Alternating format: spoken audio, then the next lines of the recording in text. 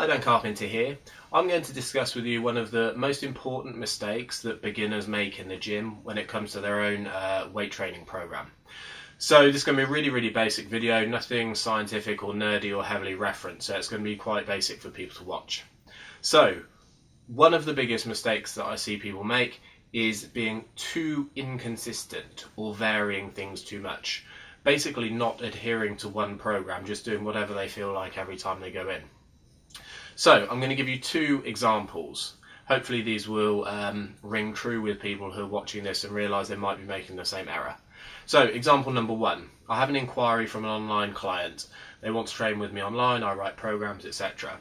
So I ask for their training history so I can look through things in detail. And I got sent across all the exercises they did and things they did.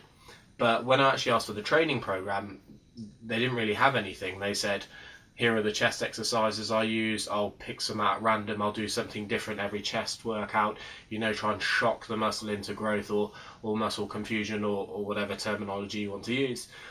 But I said to him, if you change your exercises every single workout, because he was chasing soreness, he was doing this, he wanted to feel sore every workout, assuming that was a good marker of progress. I said, how do you know you're actually progressing? And he said, well, because I'll do this and then I'll swap the exercise and I'll just swap the exercise. And I asked again and I said, but if you're changing the chest exercises every single workout, how do you know that you've progressed? And this is when the penny dropped. So he was going from one program to another program to another program to another program to another program, every single chest routine. But he didn't actually stick with one for more than one program. So for all he knew, he was just jumping sideways between programs and not actually progressing on any single exercise. He had no idea whether he was getting stronger or not until he went back to a program that he did before and retested his strength, which he wasn't doing. So, example number two, another real world example. So I'm going to use a specific exercise example. So someone I knew was doing dips. They were doing dips with 16 kilos and they were doing 10 to 12 reps. So 3 or 4 workouts later, I looked through their exercise program and I was helping them out. And they said, I'm getting really strong. I was using 16 kilos, now I'm using 24 kilos. So he had an increase of 50% in terms of external load, i.e. what's hanging from his waist. So I'm getting really strong. I've increased the weight every single session. So I had a look in more detail. And he started at 16 kilos for 10 to 12 reps. And now he's on the 24 kilo weight, but he was only doing 5 to 6 reps. He hadn't actually done the same weight for more than one consecutive workout. So he literally just jumped from one to the other, to the other, to the other. Now, again, I said to him, how do you know you're actually getting stronger? And he said, well, because I'm using a heavier weight. I said, yeah, but you're using a heavier weight for less reps. I said, so if you use the 16 kilos right now, would you get more reps than you did in the first workout? And again, that's when the penny dropped. He realized that it's very easy to add weight because in your head you feel like you're progressing. Beginners do this with bench press all the time, where they start at 60 kilos, then they do 65, then they do 70, and they constantly put the weight up each session, but the number of reps automatically falls. So ideally, if someone does 60 kilos for 10, next session they do 62.5 kilos for 10, next session or 2 sessions later they do 65 kilos for 10, they know that they're getting stronger and they know that they're progressing over time.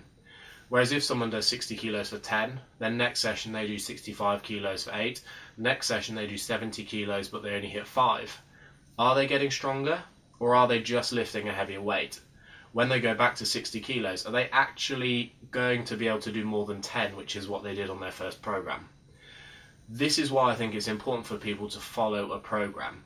So what I would tend to suggest is, for beginners, just use a linear approach. So if you're doing a bench press and you're doing 3 times 10, once you've achieved 3 times 10, increase the weight or increase the reps.